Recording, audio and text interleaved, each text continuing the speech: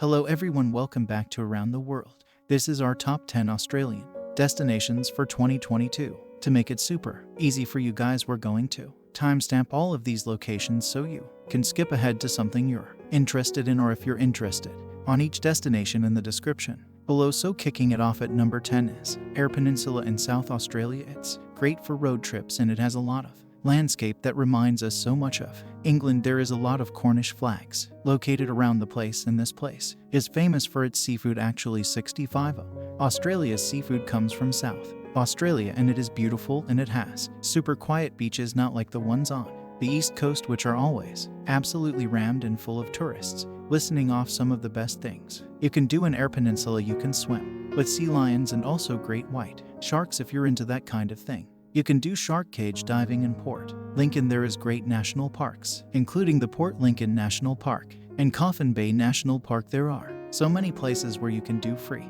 camping right on the beaches, and one of our favorite spots there was Streaky Bay. Coming in at number 9 is Rottnest Island in Western Australia. Now, Rottnest Island is a nice day trip location just off the coast of Perth. You can go for the day, or you can actually go for multiple days because there is accommodation on the island. It ranges from basic kind of glamping, camping style up to very luxury accommodation. It's very family friendly and it's also very backpacker friendly, so it's open to all travelers. We actually just went for one day trip here. We took the ferry from Perth, which is the main hub. I think there's 3 ferry routes, 2 from Fremantle and 1 from Perth City. It takes about 20 to 30 minutes on the ferry, so it's not long at all. However, the ferry is quite pricey. That's the only negative people have with this trip, is that the ferry can be a bit expensive, but honestly it's so worth it. We definitely recommend putting Rottnest Island in the budget if you're traveling to WA. Once you're on the island, the best way to get around is actually by bicycle. Most people hire a bike on the island or electric bikes, which we did, which were fantastic.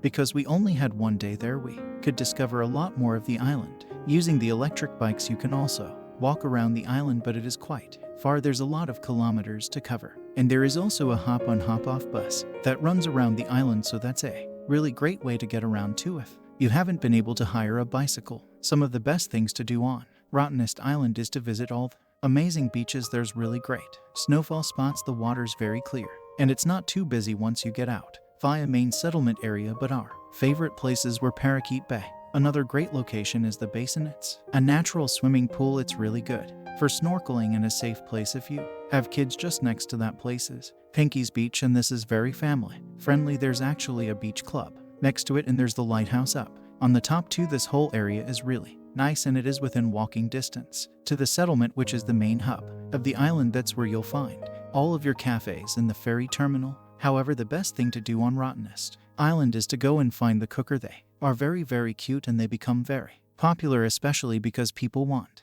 to get this caucus selfie with them. They are very friendly little creatures. They're very small miniature versions of the wallabies, and they are very used to human interaction. However, please be aware they are wild animals, so do respect their boundaries, but they are more than happy if you want to take a little photo with them, because they take the best selfie that we've ever seen. So, sticking with the island team, we're gonna fly all the way over to Eastern Australia, and in Queensland there is an island called Great Capital Island, and it was one of the highlights of our Queensland road trip. We absolutely loved it. It's a short ferry ride from the closest town, which is Yahoo, and you get over there, and there is beaches to snorkel. There are a reef to explore. There is hiking opportunities for you all over the island, and you could spend days here just walking around the island and exploring all that it has to offer. Great Capital Island offers basic accommodation, so it's great for backpackers. There's also a cafe, a restaurant, and a bar on site, but unfortunately there is not much more amenities for you because there was a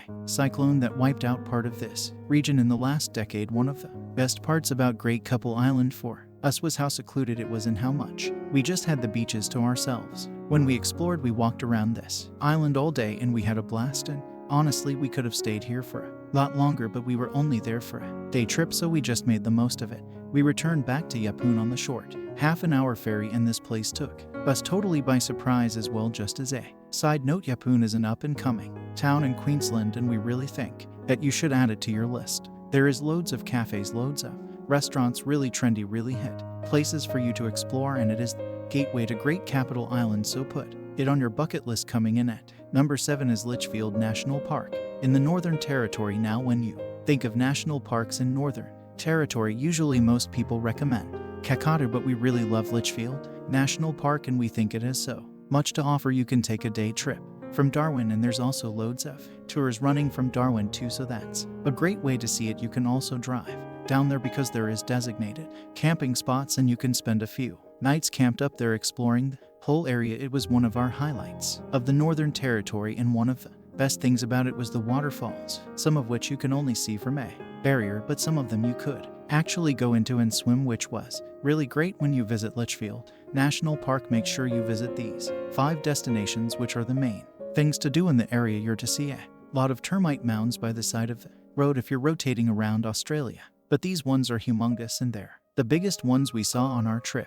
You've also got Googly Rock Hole, which is a great place to take a dip. You're allowed to go in the water here. It's really refreshing. There's loads of little sections of people up and down this whole area. We really enjoyed it, and it was so hot in this field, so obviously it's a great place to cool down. There's also Thomas Falls and Wangi Pools that are spectacular, but our favorite place was Florence Falls. This was absolutely spectacular. We tried to beat the crowds and go early as we were camped nearby. There was only a few people there when we turned up, but when we left it was packed. You're allowed to swim here. We swam right up to the waterfall. It was falling down heavy. It was amazing just to swim under that waterfall. It's one of my favorite memories from the Northern Territory, and we highly recommend that you go to this waterfall now. The next spot is featured on many people's Western Australia bucket list beach, and it is absolutely famous for the camel sunset. You know what I'm talking about. It's the sun sitting over the beach with the camel shadows right in front of you, and if you're up for it, you can take a camel yourself and go for a walk along the beach at sunset. We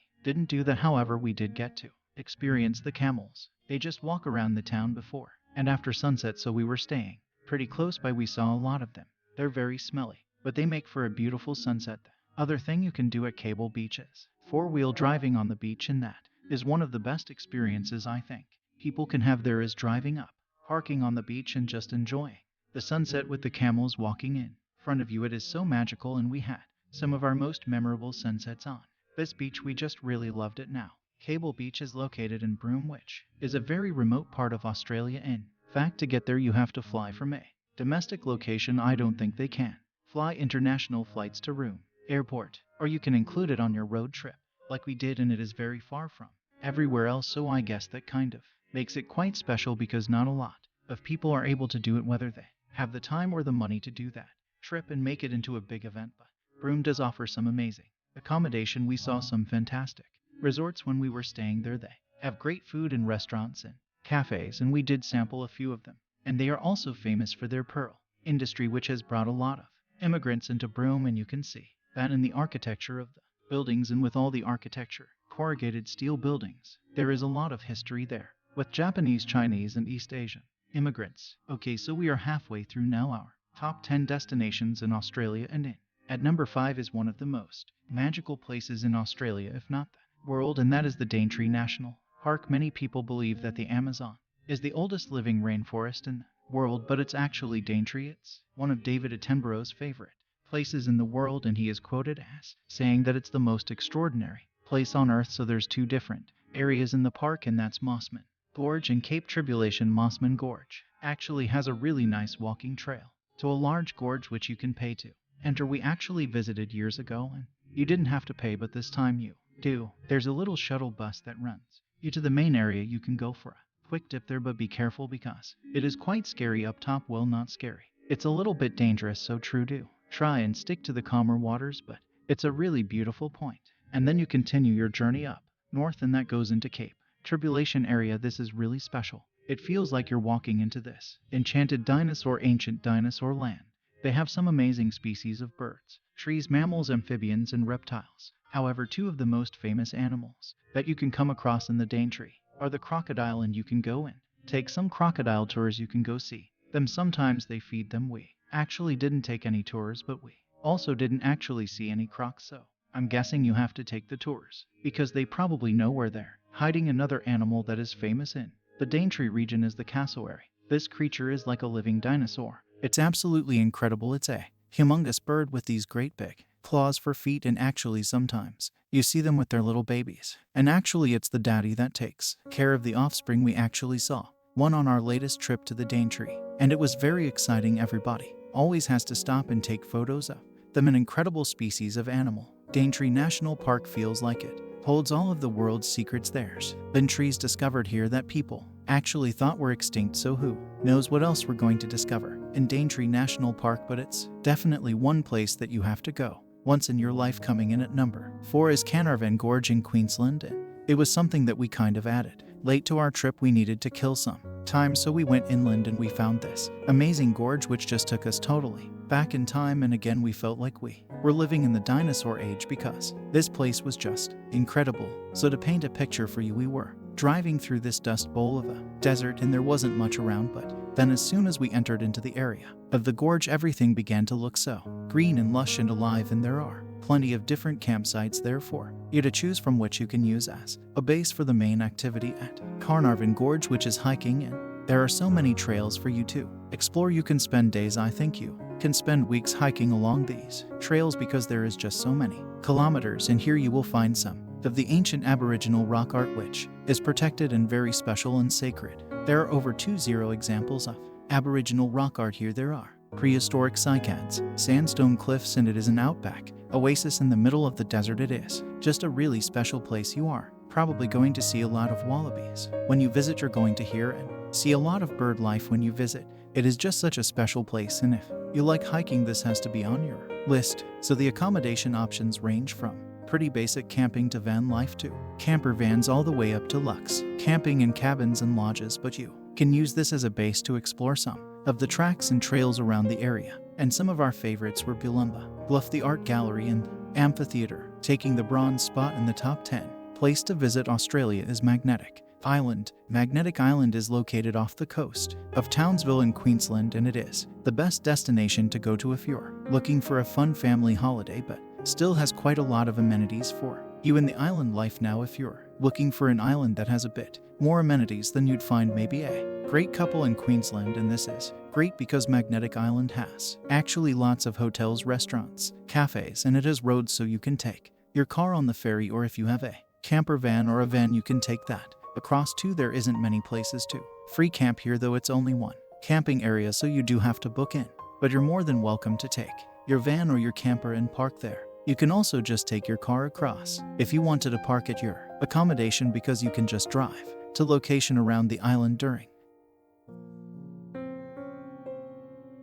from Townsville if you'd like to, but we would really recommend you go for at least 3 days because there's so much to do here. There's so many beaches to discover, walking trails, lots of nice little restaurants and cafes that could keep you entertained, but there's also some really cute wildlife to meet on Fort Walk, which takes you to some World War II bunkers. You'll come across some koalas in the trees, and there's not only koalas to see here, but there's also rock wallabies, which are just the cutest. You can buy some food